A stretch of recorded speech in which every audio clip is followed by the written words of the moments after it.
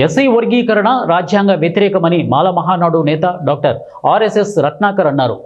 Kurnool collector కార్యాలయంలోని revenue భవనంలో ఆయన media సమావేశంలో మాట్లాడుతూ ఎస్సీ వర్గీకరణ వల్ల దళితులకు అన్యాయం జరుగుతోందని, అందువల్ల వర్గీకరణకు వ్యతిరేకంగా దేశవ్యాప్తంగా పర్యటిస్తామని తెలిపారు. వర్గీకరణ దళితులకు రాజ్యాధికారం రాకుండా చేస్తోందని అన్నారు. దళితులను విభజించేందుకే పాలకులు వర్గీకరణ అంశాన్ని ముందుకు తీసుకుని వచ్చారని ఆయన తెలిపారు. మిత్రులారా, ఎస్సీ వర్గీకరణ పేరుతో అన్ని రాజకీయ పార్టీలు మాల సామాజిక వర్గంపై కుట్ర చేస్తూ ఉన్నాయి. మిత్రులారా, ఈ తెలుగు రాష్ట్రాల్లో మాల సామాజిక వర్గం ఉందా సచ్చిందా అని చెప్పేసి మిగతా వర్గాలు పార్టీలు అనుకుంటా ఉన్నాయి. మిత్రులారా, ఎస్సీ వర్గీకరణ పేరుతో మనకి యాక్చువల్గా ఇన్ రియల్ టర్మ్స్ ఎస్సీ వర్గీకరణ పేరుతో మనకి ఇచ్చేది 100లో నలుగురికే. మిత్రులారా, కాబట్టి ఈనాటికి కూడా పల్లెల్లో 96% ఆఫ్ ఎస్సీస్ ఈనాటికి కూడా పేదరికంలోనే మునిగిపోతా ఉన్నారు.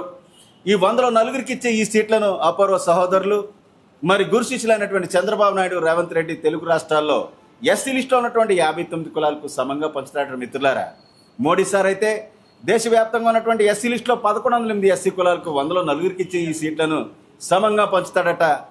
ఇదే ఎస్సీ వర్గీకరణ సబ్ క్లాసిఫికేషన్ అంటే. మిత్రులారా, ఇది ఎలా సాధ్యమని చెప్పేసి ఈ సందర్భంగా మోడీ గారిని, తెలుగు రాష్ట్రాల ముఖ్యమంత్రిని ప్రశ్నిస్తూ ఉన్నాను. అలాగే ఈ ఎస్సీ సబ్ క్లాసిఫికేషన్కి సపోర్ట్ చేసేటటువంటి రాజకీయ పార్టీలన్నింటినీ కూడా ప్రశ్నిస్తూ ఉన్నాను. అన్ని రాష్ట్రాల్లో ఉన్నటువంటి దళిత సోదరులారా, ఇది చాలా పెద్ద రాజకీయ కుట్ర. మిత్రులారా, ఇటువంటిది అంబేద్కర్ బ్రతుకున్నప్పుడు కానీ, అలాగే మన తాత ముత్తాతలు బతుకున్నప్పుడు కానీ దళిత కమ్యూనిటీపై ఇటువంటి కుట్ర జరగలేదు. మిత్రులారా, కాబట్టి